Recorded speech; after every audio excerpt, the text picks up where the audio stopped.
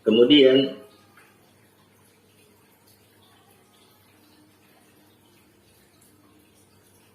(60 kali khatam tadi itu ada pengecualiannya.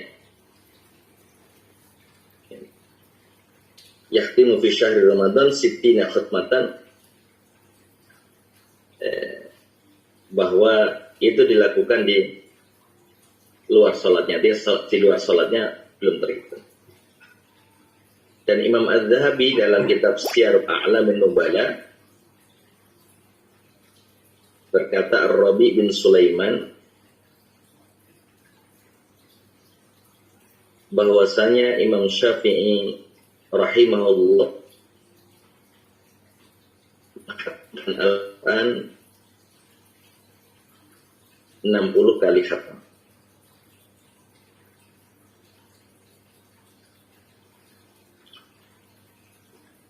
Dan Imam An-Nawawi menukilnya dalam kitab Al-Majmu'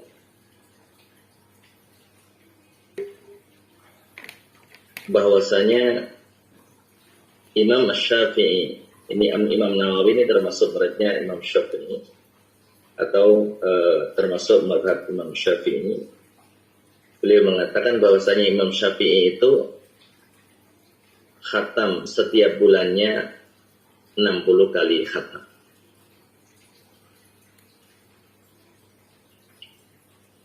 Itu salah satu dari salafus soleh yang memberikan contoh dalam berinteraksi dengan Al-Quran.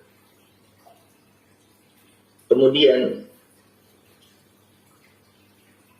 Imam Sayyid Qutb menyebutkan dalam Al-Hayah fi Dhilalil Quran, hidup di bawah naungan Al-Quran, bahwa hidup di bawah naungan Al-Quran itu nikmat. Nikmat yang tidak diketahui oleh orang kecuali yang merasakan.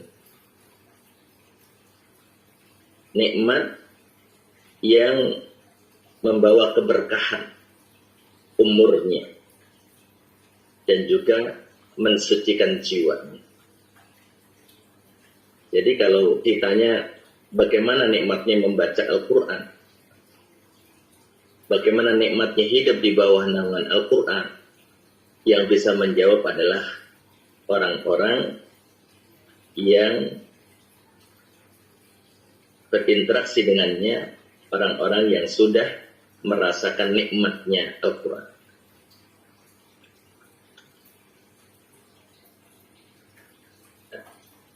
Insya Allah kita semuanya sudah pernah mencobanya, dan bahkan kita mengamalkannya menjadi wirid harian kita, amalan rutin harian kita. Sehingga mudah-mudahan setiap kita sudah pernah atau sudah selalu merasakan nikmatnya bersama dengan Al-Quran, nikmat hidup di bawah naungan Al-Quran. Sehingga apabila kita meninggalkan atau terlewat, tidak mengamalkannya, maka ada sesuatu yang kurang. Rasanya ada yang kurang. Apa ya yang kurang? Rasanya ada yang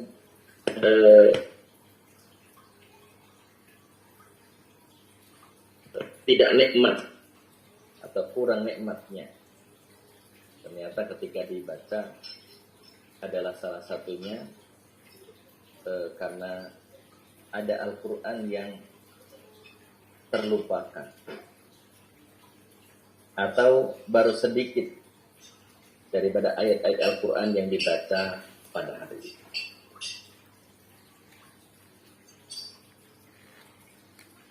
Kemudian tentang definisi atau pengertian daripada Al-Quran, bagaimana yang disampaikan oleh Muhammad Ali As-Sabuni, Al-Quran itu adalah kalamullah al-mu'jiz, firman Allah Subhanahu wa taala yang memiliki mukjizat.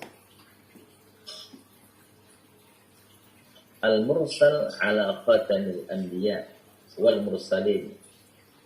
Itu yang diturunkan kepada penutup para nabi dan rasul. Biwasitatil amin, dengan perantara malaikat Jibril. Al-maktub fil masahif, yang ditulis dalam mushaf. Dinukilkan al-manqul ilaina bitawatur. Jadi sampainya kepada kita itu dengan mutawatir. Al-muta'abbad bitilawatihi, yang mana membacanya merupakan ibadah kepada Allah Subhanahu wa taala. Al-mabdu' bi suratil Fatihah, yang diawali dengan surat Al-Fatihah. Al-makhtum bi suratin Nas, dan yang ditutup dengan surat An-Nas. Jadi Al-Quran adalah kalamullah yang memiliki mukjizat. Tentu dia mukjizatan Al-Quran atau kemukjizatan Al-Quran sangatlah banyak. Di antaranya adalah bahwasanya Al-Quran itu mudah untuk dibaca.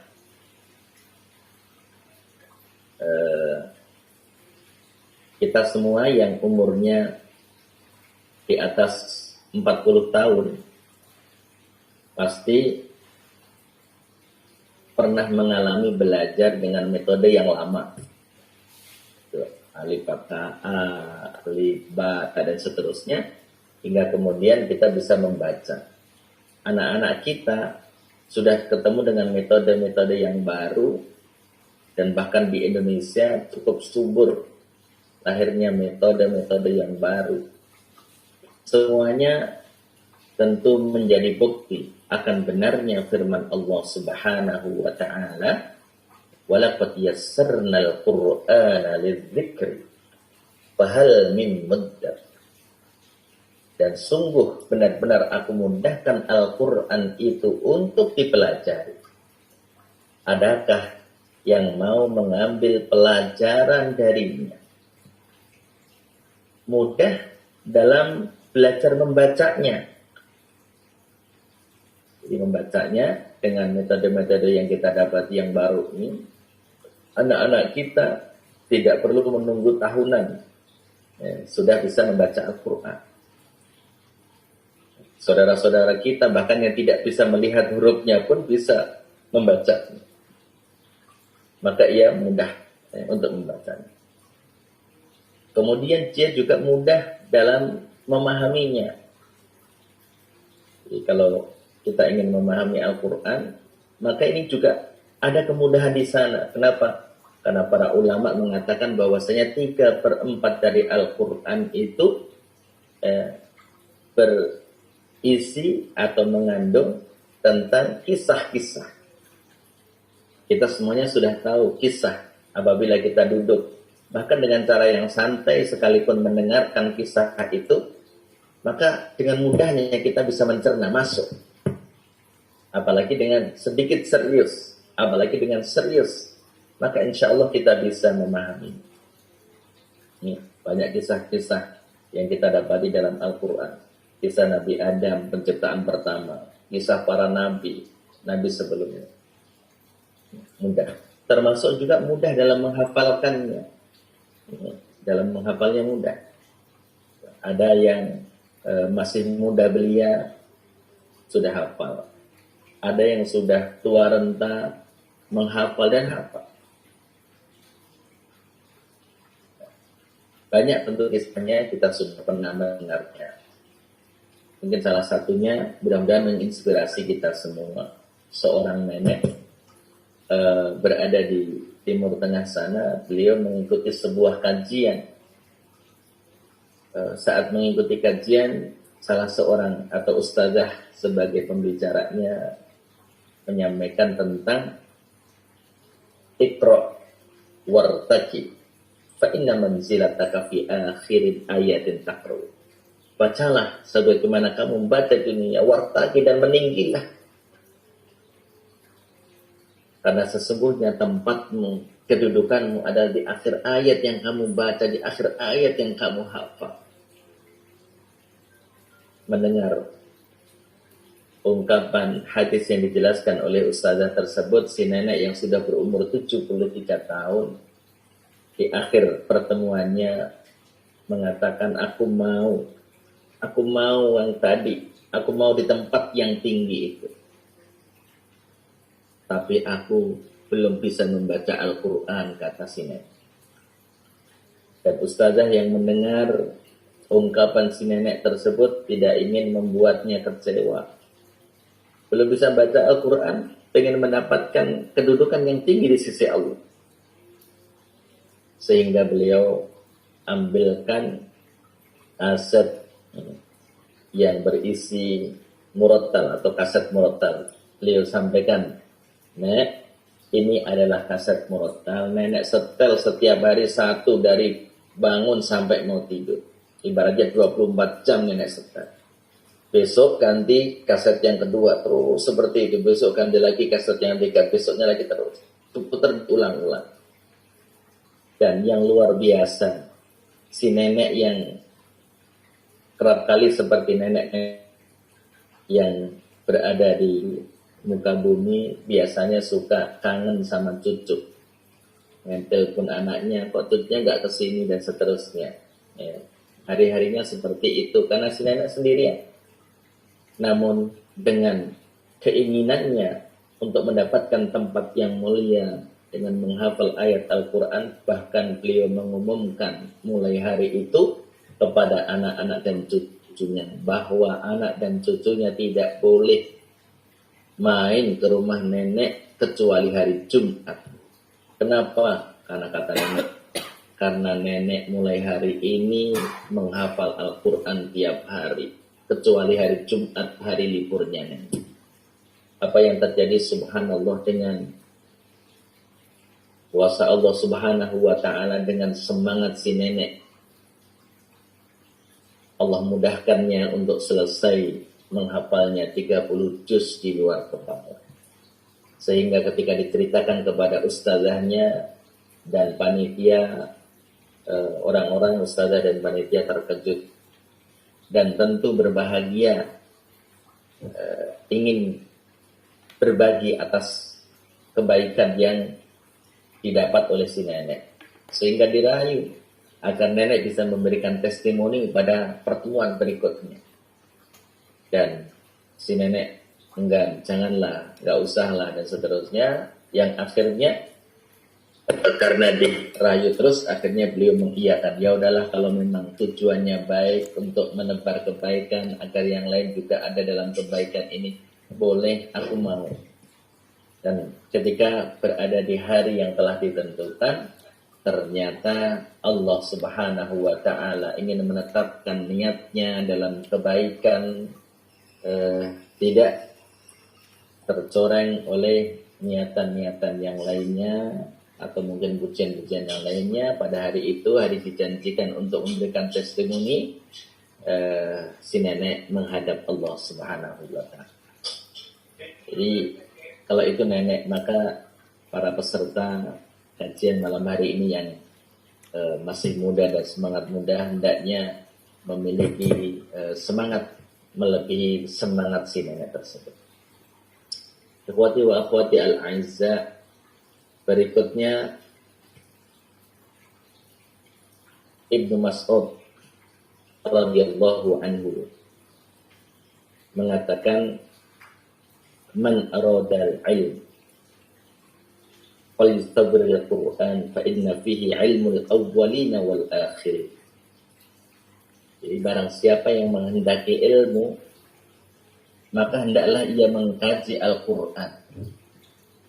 Karena di dalamnya terhadap ilmu orang terdahulu dan ilmu orang kemudian. Jadi kalau seseorang ingin menghadapi ilmu, maka hendaknya ia mengkaji Al-Quran.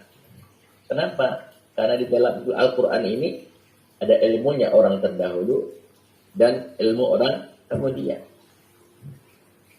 Subhanallah, semakin kita kaji, semakin banyak yang kita rasa belum tahu, semakin kita banyak tadabburi, kita merasa semakin banyak yang kita belum tahu.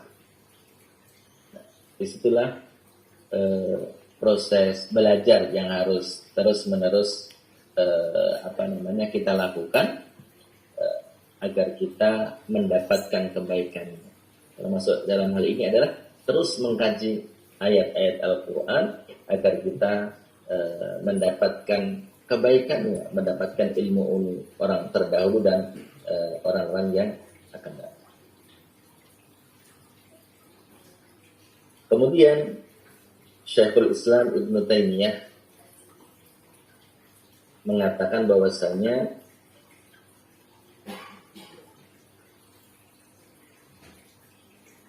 di dalam tadabbur Al-Quran, fi tadabburil Quran wa tafahhumihi min mazidil ilmi wal iman ma la yukhitu bihi bibayan. Mentadabburi dan memahami Al-Quran bisa menambah ilmu dan iman yang tidak bisa didapatkan oleh penjelasan apapun. Dengan mentadabburi dan memahami Al-Quran, maka akan menambahkan ilmu dan iman. Innamal mu'minuna alladzina idza dzukirallahu wajilat qulubuhum. Yaitu orang-orang yang beriman apabila disebut nama Allah Subhanahu wa taala, maka bergetarlah hati mereka. Wa idza tuliyat 'alaihim ayatu zadatuhum iman. Dan apabila dibacakan ayat-ayat Al-Quran, maka bertambahlah iman. Jadi dengan membaca Al-Quran menjadikan selain tenang dan nyaman jiwa kita, maka juga dia akan menambahkan keimanan, menambahkan ilmunya, menambahkan iman.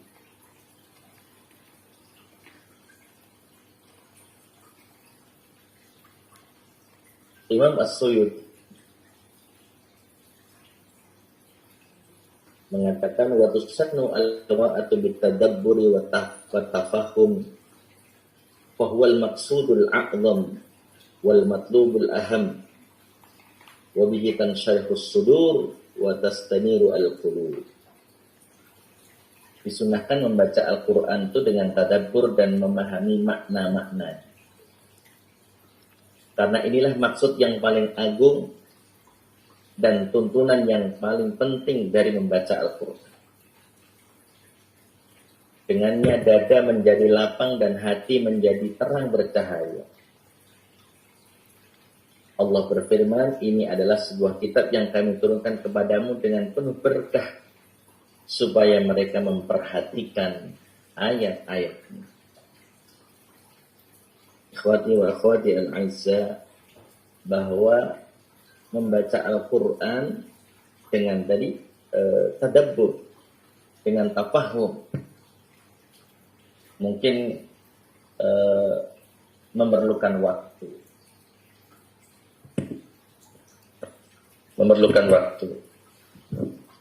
Ya. Akan tetapi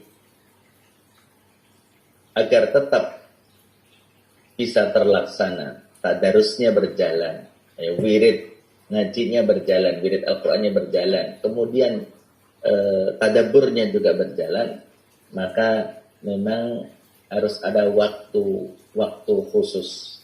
Artinya tadarus sesuai dengan targetnya kita jalankan, kemudian tadabbur atau tafahum untuk mengkaji 1-2 ayat atau 1-2 surat juga diperlukan.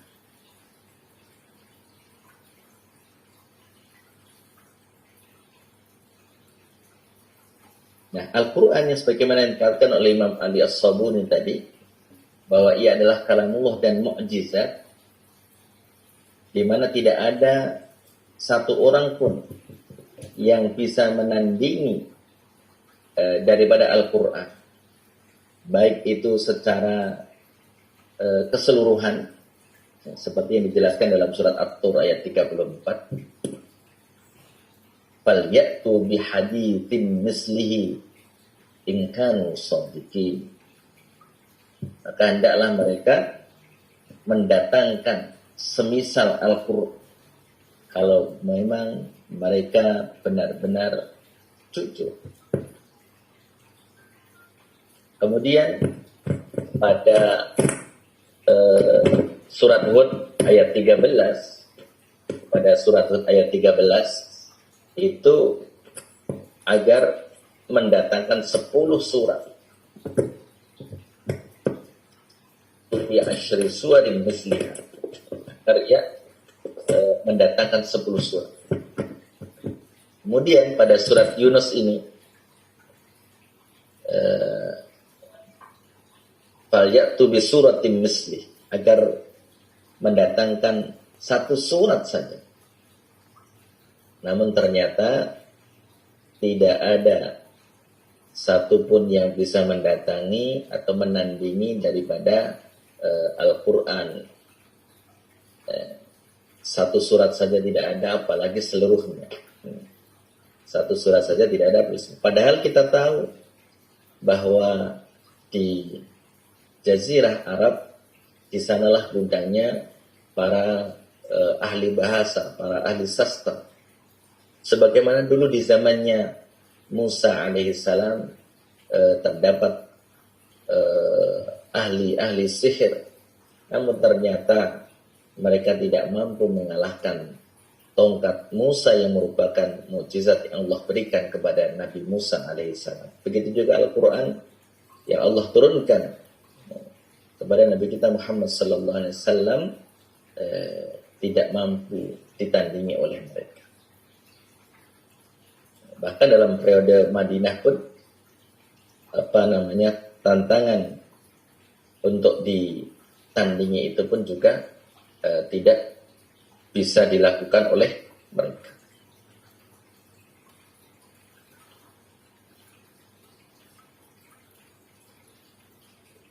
Mohon maaf Ustaz, suaranya katanya kurang keras, Ustaz. Suaranya kurang keras. Ya.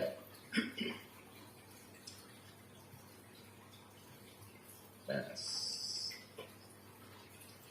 setelah kita mengetahui bahwasanya Al-Quran adalah mukjizat, kalau tadi baru disebutkan salah satu kemukjizatannya bahwa ia mudah untuk dipelajari, untuk dibaca, mudah untuk difahami, mudah untuk dihafalkan.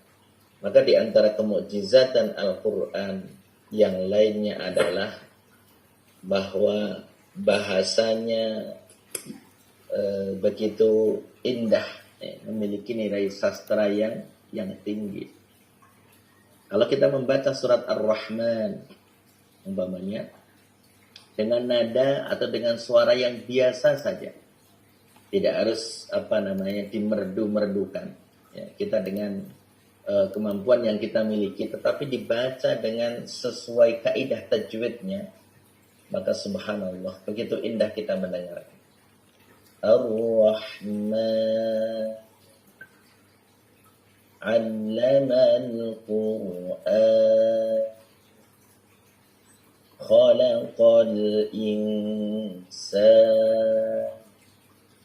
'allamahul bayan. Mari kita perhatikan hampir seluruh daripada ayat-ayat dalam surat Ar-Rahman berakhiran an. Ar-Rahman 'allamal Qur'an. Kemudian mari kita baca dalam surat Al-Qiyamah umpamanya. La uqsimu biyaumil qiyamah. Berakhiran apa? La uqsimu bin nafsil lawamah. Akhirannya kayak seperti apa namanya puisi yang ada di istilah kita.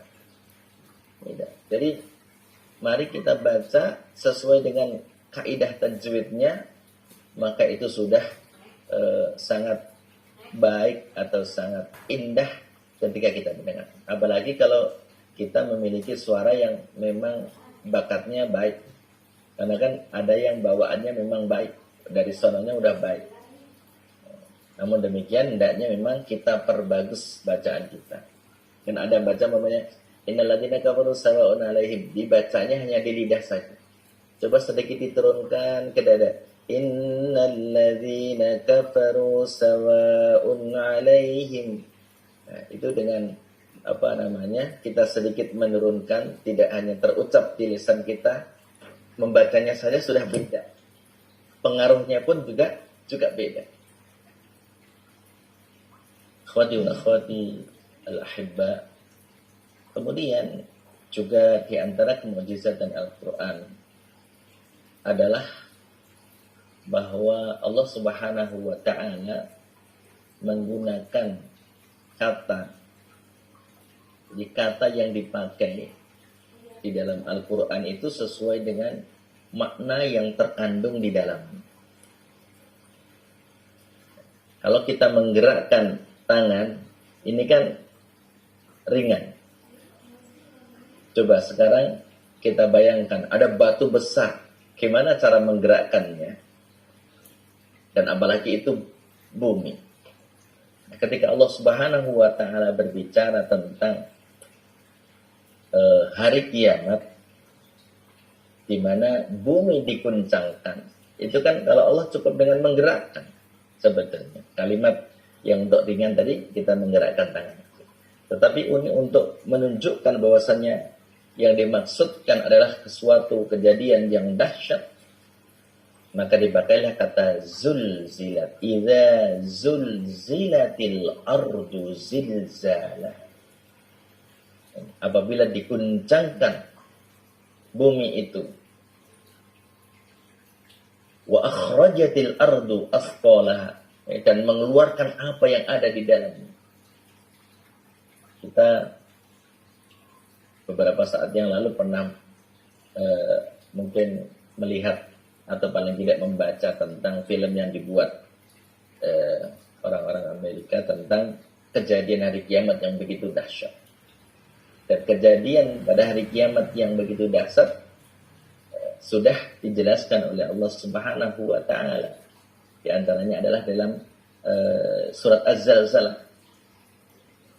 Dan di beberapa ayat yang lainnya. Hingga dahsyatnya maka sampai seorang ibu tidak mengenali anak yang sedang disusuinya. Gitu. Bagaimana Allah menggunakan kata zulzilat ketika diguncangkan, jadi bukan buminya digerakkan.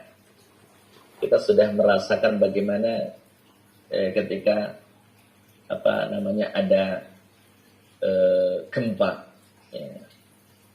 gempa, sehingga banyak orang akhirnya keluar rumah, atau yang di rumah sakit keluar dari rumah sakit. Itu sesuatu yang dahsyat.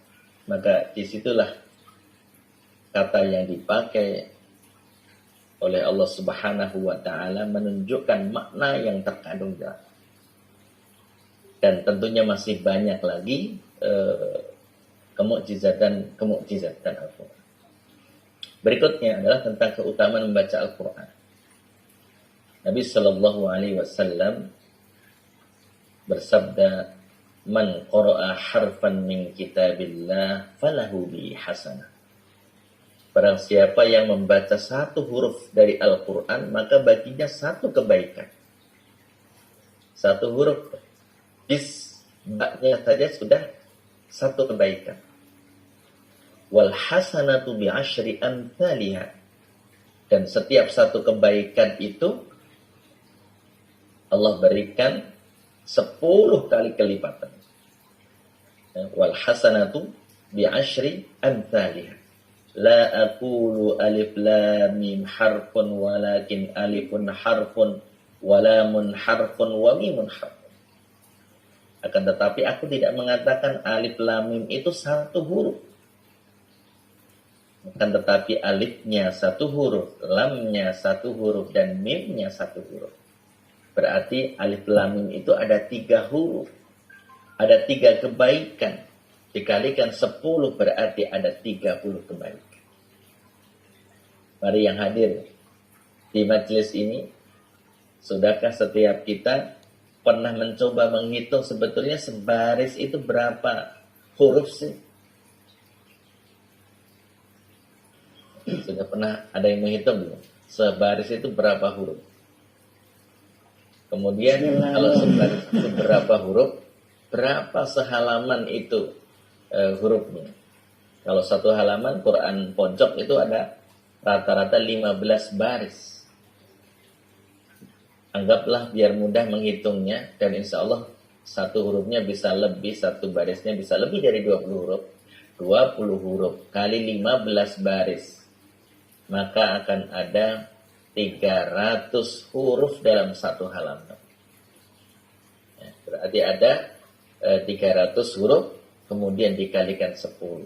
Satu halaman bisa kita baca, berarti 30 kebaikan yang akan kita dapatkan.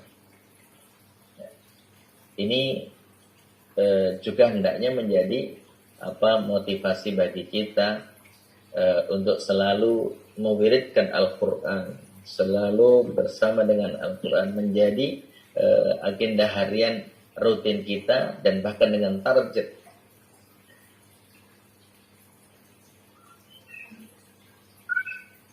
Nah, dalam hadis yang lengkapnya ini, hadis yang lengkap, alif lam mim harfun walakin alifun harfun walam harfun. Ini sama dengan gambar yang sebelumnya.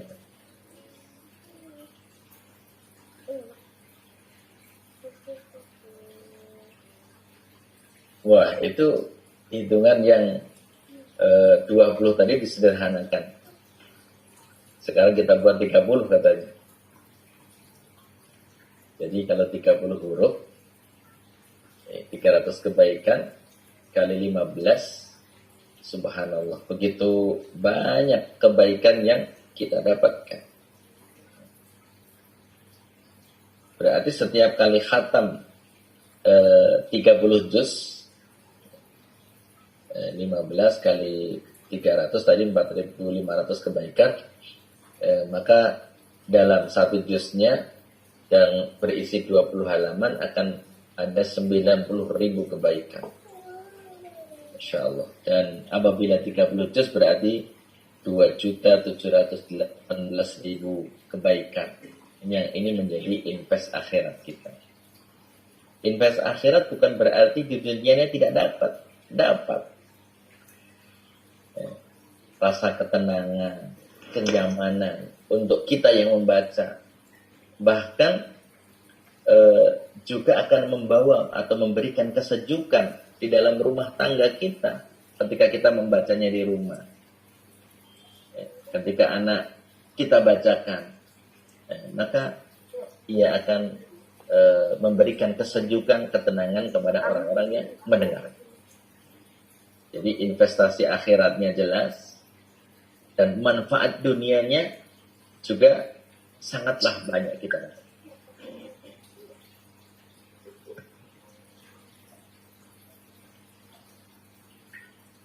Berikutnya, bagaimana kalau kita masih terbata dalam membaca? Justru terbata itulah diperlukan banyak membaca, karena dengan membaca berarti melatih diri. Kalau kita jarang membaca, maka lidah akan menjadi kaku. Dan mungkin sebagian dari kita takut salah.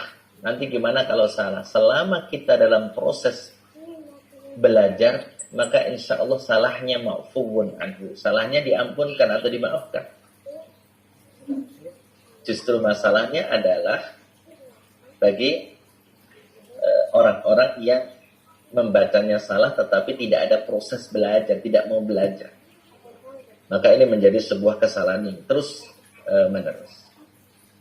Sehingga selama kita masih berlatih, selama kita masih belajar, janganlah takut untuk salah. Jadi walaupun kita terbata-bata. Sehingga dalam riwayat Sayyidatina Aisyah radhiyallahu anha, al-mahiru bil Qur'ani ma'as safaratil kiramil barah. Orang yang mahir bersama dengan Al-Quran, mahir dalam membaca Al-Quran, maka ia bersama dengan malaikat yang dimuliakan oleh Allah Subhanahu wa ta'ala. Walladhi yatata'ta fihi wa huwa alaihi syaqun lahu ajran. Tetapi kalau belum mahir, masih belajar, masih terbata-bata, mau membaca, maka baginya 2 pahala. Subhanallah. Di masa pandemi yang sering belajar pun online, ternyata belajar Al-Quran juga bisa online. Di antara murid online tahsin saya adalah yang dari Cirebon sama dari Indramayu. Umurnya sudah di atas 56 tahun. Tapi semangatnya luar biasa. Belajarnya tidak pernah ketemu kecuali melalui Tapi alhamdulillah dengan semangat yang dimilikinya, perubahan itu terasa. Perbaikan itu terasa. Jadi, kuncinya adalah jangan takut salah. Sehingga apa? Kalau kita tidak takut salah, dengan membaca berarti kita melatih diri, mengasah, litinkan lidah kita, mudahkan untuk mengucapkan ayat-ayat. Dan hasilnya luar biasa. Hasilnya luar biasa. Maka pesan yang selalu saya pesankan itu adalah ada 2 komitmen yang hendaknya selalu ada pada setiap kita. Pertama adalah komitmen untuk membaca Al-Quran setiap hari. Berarti mewiridkan Al-Quran setiap hari. Kemudian yang kedua, ketika kita sedang tilawah, sedang tadarus, maka komitmen dengan hukum bacaannya.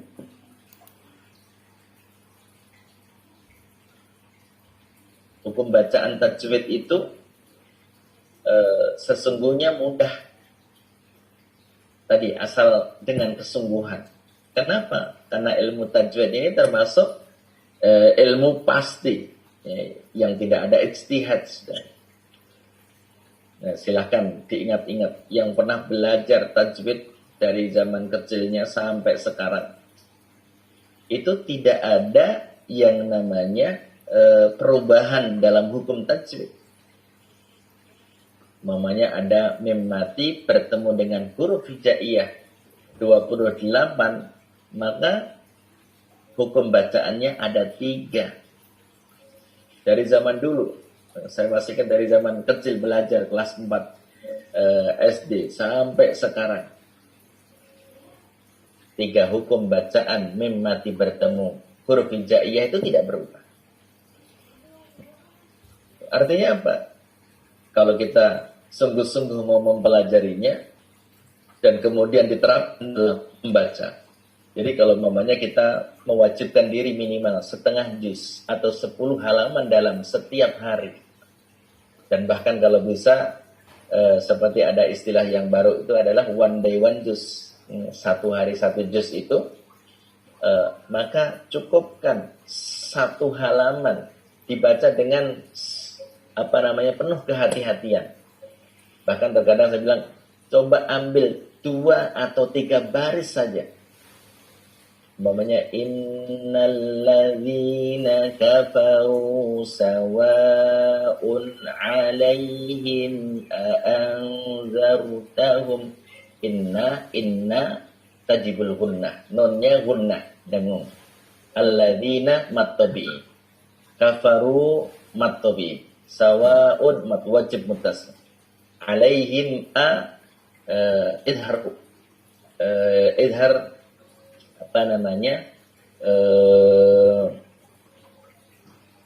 mim mati yang bertemu dengan alif.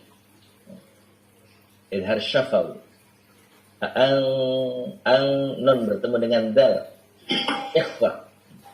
Jadi sambil mengingat-ingat hukum bacaan atau tajwid ilmu yang kita pelajari itu, kemudian dipraktekkan dalam setiap membaca. Jadi setiap hari membaca 2 atau 3 baris. Setelah membaca diperhatikan tadi, oh ini matobi'i, ini guna. Terus setiap hari seperti itu.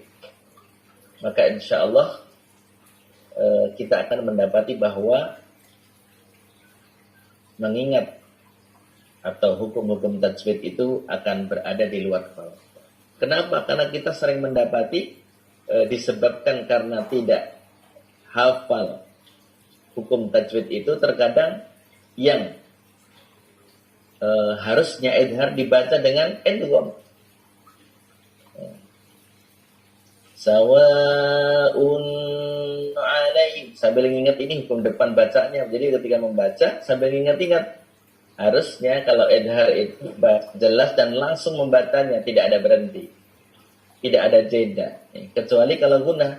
Kalau gunah kan memang harus ditempo, harus ditahan. Innal faman ya'mal mithqala dzarratin khairan, harus ditahan. Kalau hanya dibaca faman ya'mal, maka itu tidak sempurna. Karena di sana baru tasydid, baru idgham, di mana hurufnya didobel. Jadi seluruh tasydid itu ditekan. Famai. Nah, kalau idgham bi gunnah, selain ditekan dia harus ditempo, harus ditahan sehingga menghasilkan dengung. Famai ya'mal gitu.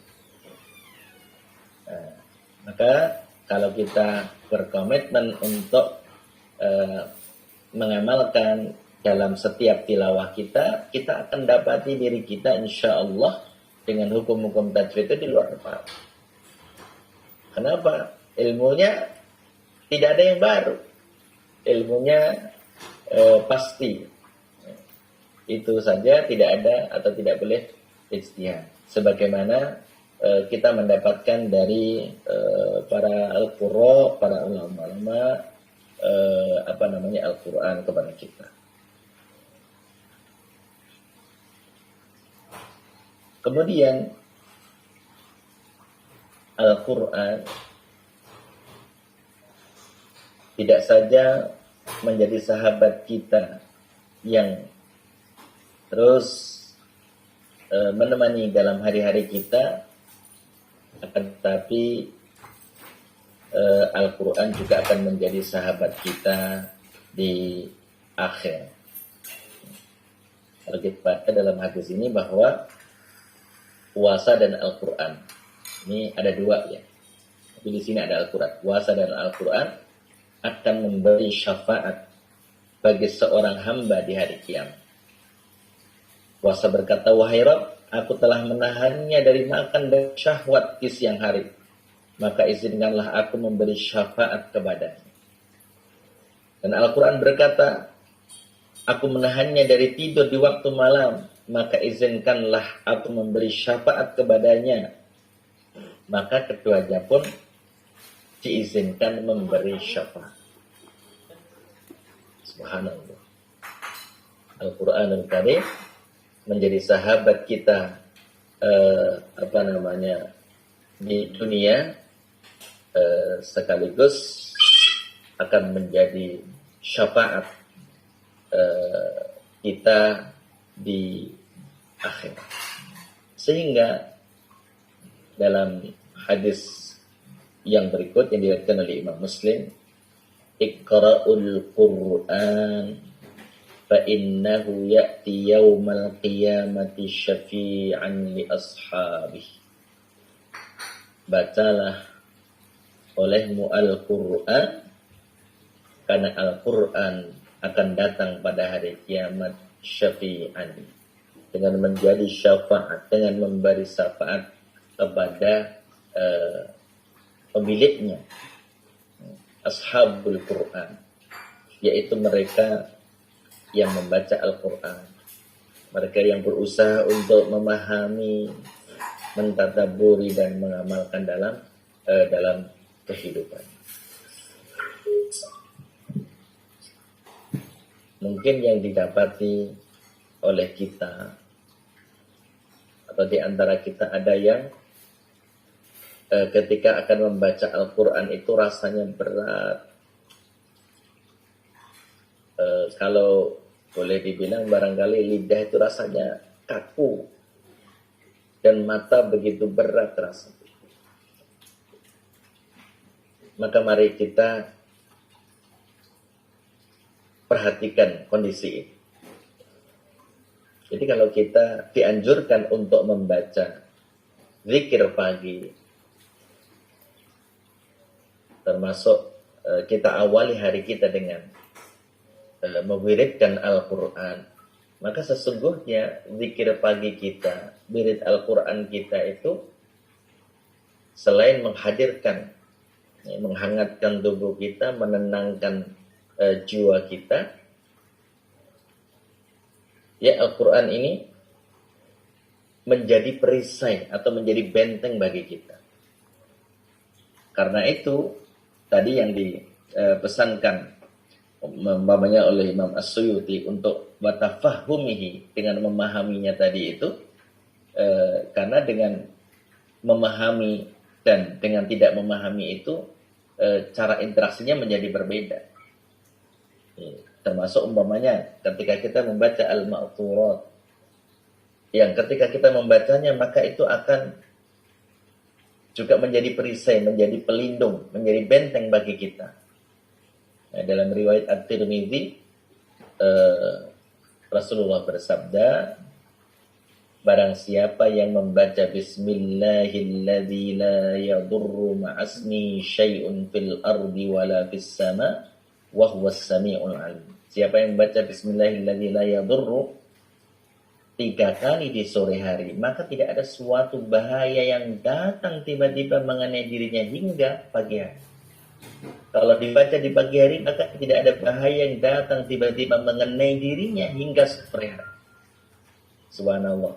Itu baru satu dari bacaan Al-Ma'thurat, zikir pagi kita yang berbunyi Bismillahirrahmanirrahim, itu belum lagi ayat kursinya, belum lagi Al-Falaq An-Nasnya, belum lagi Sayyidul Istighfarnya.